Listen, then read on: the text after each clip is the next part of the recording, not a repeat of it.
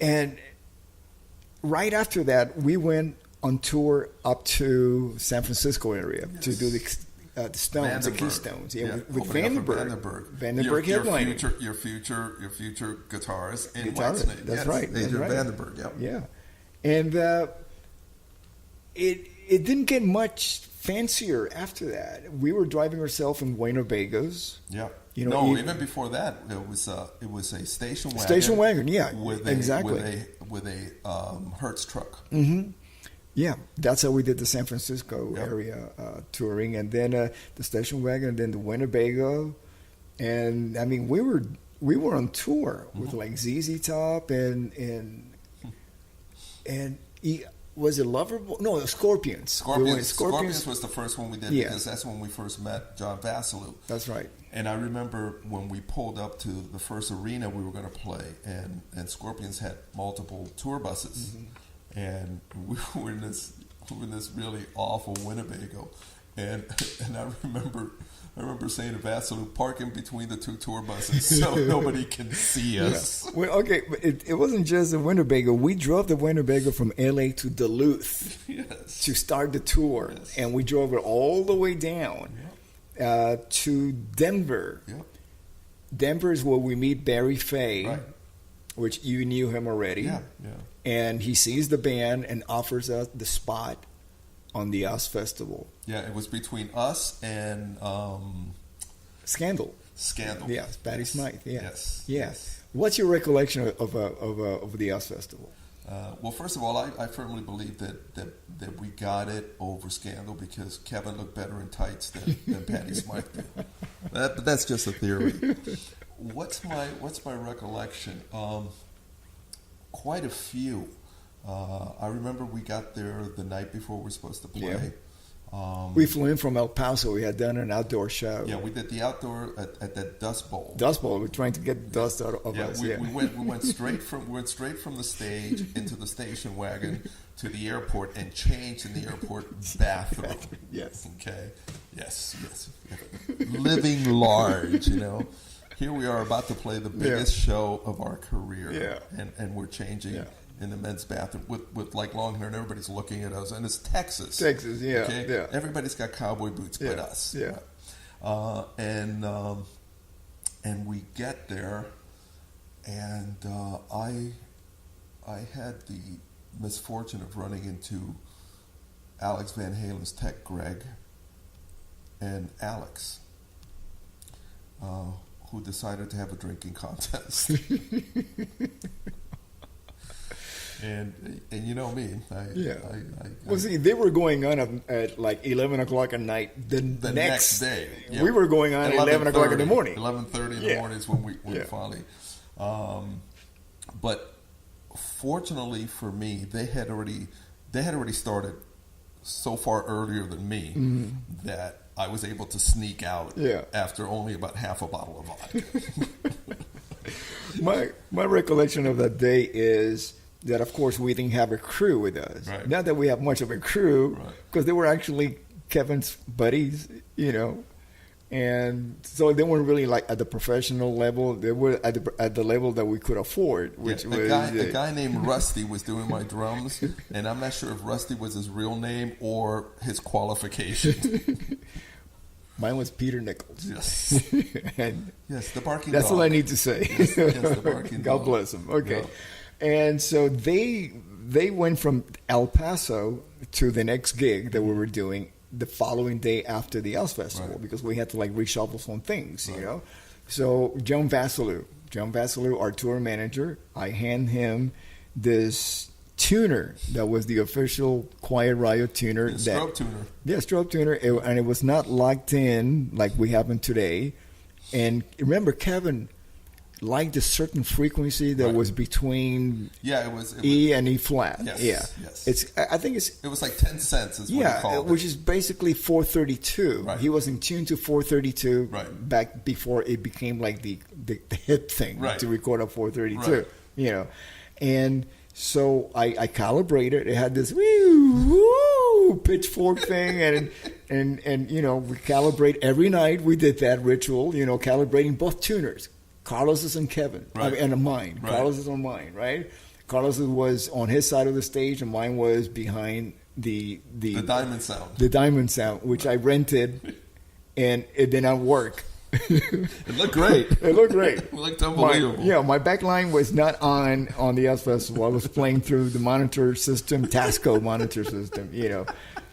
So I tell Vassilu, okay, you see this? Don't knock it. Don't move it because it's fragile. So just, be gentle. Take it behind the bass rig, and I'm going to tune myself during the guitar solo. Right. So while we're doing that, we're all like, we've done big shows before. Yeah. You with Day on the Green. Yeah. I played with Ozzy, Day on the Green too, Yeah. and some other festivals, and We were not newbies. yeah. But everybody connected with our band. Like let's say the people that brought in the Diamond Sound equipment, they were coming backstage going, "Oh my God, the amount of people out there!" I'm going like, I want to hear about this. I don't want to be nervous before I go on. I just want to concentrate on what we're about to do here, right? So we had the people working with us were panic mode, completely. Right? So we go and we're doing our set, and here comes the guitar solo. I go behind the bass rig, and my calibration was completely knocked off. It was like nowhere near where it's supposed to be in that wheel, So I'm going like, okay, I think somewhere around here. Okay, here we go. Okay. Eyeballing it. Yeah, eyeballing it completely. So I'm tuning. Okay, I'm fine. I go back on, and it's the last two big songs, Right. Come and Feel the Noise and Bang Your Head. I'm completely out of tune with Carlos. Completely. It sounds like I have like the chorus. Jazz. It was the Coltrane version of those songs. I don't even know how Kevin was able to sing through the thing because Adrenaline. Yeah, and I'm thinking, well, nobody's ever gonna hear this. This is just gonna, we're playing live and that's it. No, it's on a DVD. Yes, it's on YouTube. It's forever. Forever. So that's my recollection. That and plus being on stage, looking at 350,000 people, thinking 375, 75, yeah, and thinking, what if everybody decides to go to the bathroom while we're on? Right, while we're on. Where are they going to go? That's the things that go through your head when you're in front of so many people. Here's my three distinct memories of the US Festival. First of all, you're talking about everybody around us in panic mode. So this guy Rusty is setting up my drums. Now, Rusty had consumed mass quantities of Peruvian marching powder the night before and that morning. So he's up there trying to set up the drums. I mean, and he's shaking like a maraca, right? And then he looks at the audience and he freaks out. And he drops on one knee and he drops on the ground. Okay, now here I am already in my stage tights and Quiet Riot t-shirt, right? And I go out there and I said, set up the drums. And he's clutching his chest. And I'm thinking he's goofing around. So I'm kicking him, right? And the next thing I know, I see paramedics with a stretcher coming. And they load Rusty onto the stretcher and wheel him away. He didn't have a heart attack. We found out after the fact that he had a panic attack combined with massive quantities of drugs. So now I go backstage, I tie my hair in a ponytail, put a baseball cap on, in my tights and a Quiet Riot t-shirt, and pretend I'm not me. And pretend that I'm Frankie Banali's drum tech.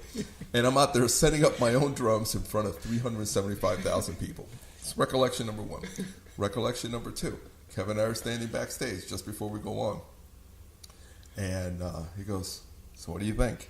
And I said, you know how he was. And I said, if we don't suck, we're going to be huge. And then the final thing I remember is we're getting now to the end of the set, and everybody had been told in a production meeting that there was this line, this tape line, that nobody could cross because that was the area that was reserved only for David Lee Roth. And Kevin comes up to me in between, I think it was before we did Mental Health or one of the two songs, and he comes and he goes, where was that line that I'm not supposed to cross? And I said that when he goes, watch this. Those are the things I remember. Yeah.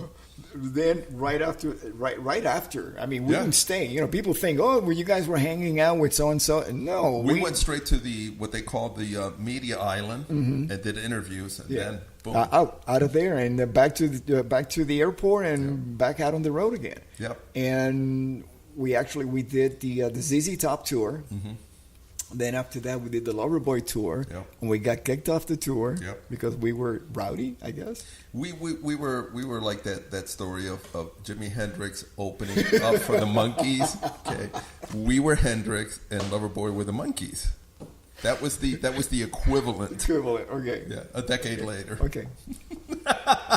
That's your story, and you're sticking with it. I'm sticking to it. Then we went on a successful headlining tour. Yeah. You know, I mean, so successful, let me put it this way, and it was so unexpected because, you know, somehow a promoter had this vision. Yeah, we're going to book Quiet Riot at Market Square Arena, one of the biggest arenas in the United States, right? We didn't even have enough for a headlining set. Yeah. We didn't have enough songs. Yeah. You know, we had the songs on the record. Was that 40 minutes? 40 minutes. I thought Nazareth were the headliner. That's right. So we got booked, and you know, it was one of those arenas that usually they'll have like a big curtain, right? That, you know, curtains off certain areas. So they sell the first 2,000, 5,000 tickets. They sell out quickly. Yeah. Then they start adding. By the time we did the gig, it was in the round. 13,500 in attendance. Yeah, we had the biggest sellout of that season. Yeah. You know, and the previous band that did that at Market Square Arena was Led Zeppelin. Led Zeppelin. Wow. Yeah. That's amazing. Yeah. That's amazing. That's really amazing when you think about it. And during that tour, we had a few bands, one of them being Queensryche. They were on their EP, Queen of the Right. Right. They were one of our support bands. Who else was that? Was that Kicks or Kickaxe? Kickaxe. It was Kickaxe. Kickaxe. Yeah. Yeah, on tour with us. And then we continued supporting. Yeah. I think it was a smart move to continue doing that because it really built us. We didn't start really headlining until we had the number one album. Yep. You know, and by then we have been supporting Iron Maiden. Yep. And then Black Sabbath. And it was during the Black Sabbath tour that we went to number one. Yeah, we played the day after my birthday. We played November 15th in Rockford, Illinois, opening up for Black Sabbath. And that's when we found out that the next week we'd be number one on Billboard. Mm-hmm. And I remember the guys in Black Sabbath was very nice. They came into the dressing room, congratulated us, gave us a case of champagne, which we drank in record time. We drank. And actually, we shared some of that with Rick Nielsen. We went over to his house. Yes, we did. Yeah. And we all remember how that worked out. He had a bit of an accident at his house. And that accident was called Quiet Riot. But Rick was amazing. Unbelievable. Unbelievable. Wonderful host. That's when I first realized the worth of gold and platinum albums. Because remember, he had that one room that there was nothing in the room except floor to ceiling, including the ceiling, all four walls. The only area that didn't have gold and platinum records was the floor. And I remember sitting on the floor looking at that, I'm going, that's never going to happen to me. Yeah. Well, it did. Then it did. And it still does. And then it still does. Yes. And it still does. I mean, I have so many wonderful memories, you know, of that tour and Condition Critical too, you know. But now, and I am very proud to say this because I am very proud of having been part of the Quiet Riot family, you know, that you have post Kevin DuBrow, you have what I believe the best version of the band. Yeah, you know, it's, to me, everything about Quiet Riot now is keeping the spirit of it alive, keeping Kevin's memory alive, because I know of a lot of musicians that have passed that nobody remembers.